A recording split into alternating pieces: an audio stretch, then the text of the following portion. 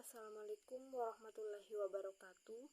Perkenalkan, nama saya Nurul Reski Ramadhani, nomor induk mahasiswa 200222152, kelas reguler 4, program studi administrasi publik.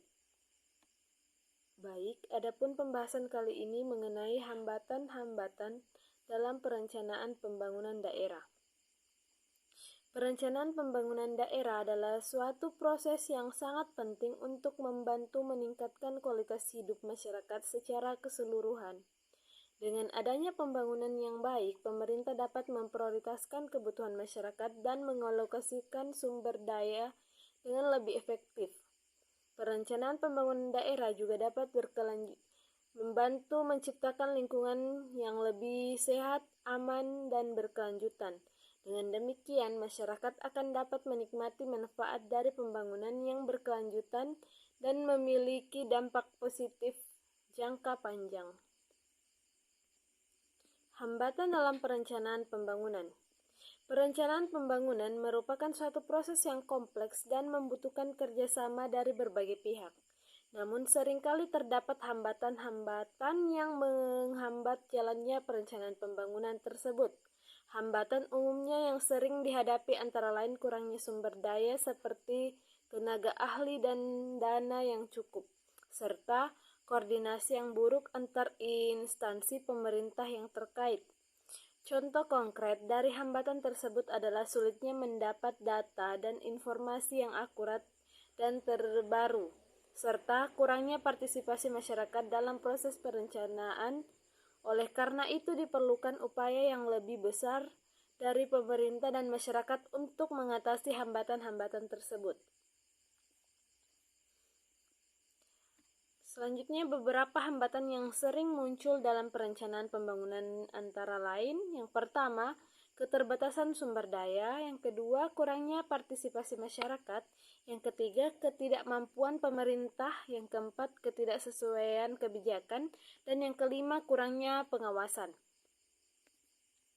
Langsung saja yang pertama yaitu keterbatasan sumber daya. Keterbatasan sumber daya sering menjadi hambatan dalam perencanaan pembangunan. Contohnya adalah keterbatasan anggaran yang menyebabkan proyek-proyek pembangunan tidak dapat dilaksanakan secara optimal. Untuk mengatasi keterbatasan sumber daya, diperlukan manajemen sumber daya yang baik, yang meliputi pengalokasian anggaran yang tepat, penggunaan teknologi yang efisien, dan pengelolaan sumber daya manusia yang profesional. Kemudian, kurangnya partisipasi masyarakat. Meskipun partisipasi masyarakat sangat penting, namun seringkali dihadapkan pada berbagai tantangan. Beberapa tantangan yang sering dihadapi antara lain kurangnya kesadaran dan pemahaman tentang pentingnya partisipasi masyarakat, serta kurangnya akses informasi dan sumber daya untuk berpartisipasi. Contohnya yaitu sulit mengumpulkan data dan informasi dari masyarakat, serta kurangnya dukungan dari pemerintah dan lembaga swadaya masyarakat dalam memfasilitasi partisipasi masyarakat. Oleh karena itu, diperlukan upaya yang lebih besar dari pemerintah dan masyarakat untuk meningkatkan partisipasi masyarakat dalam perencanaan pembangunan daerah. Partisipasi masyarakat merupakan hal yang sangat penting dalam perencanaan pembangunan, namun seringkali terdapat kurangnya partisipasi masyarakat dalam proses perencanaan pembangunan. Untuk meningkatkan partisipasi masyarakat, diperlukan komunikasi yang baik antar pemerintah dan masyarakat. Pemerintah harus membuka ruang partisipasi bagi masyarakat, memberikan informasi yang jelas dan mudah dipahami, serta mengadakan dialog yang terbuka dan transparan. Kemudian selanjutnya, ketidakmampuan pemerintah dalam melaksanakan perencanaan pembangunan dapat menjadi hambatan dalam mencapai tujuan pembangunan yang diinginkan. Untuk mengatasi ketidakmampuan pemerintah, diperlukan peningkatan kapasitas dan kualitas sumber daya manusia pemerintah, serta perbaikan sistem manajemen dan pengawasan. Selain itu, pemerintah juga perlu berkolaborasi dengan sektor swasta dan masyarakat untuk mencapai tujuan pembangunan yang lebih baik.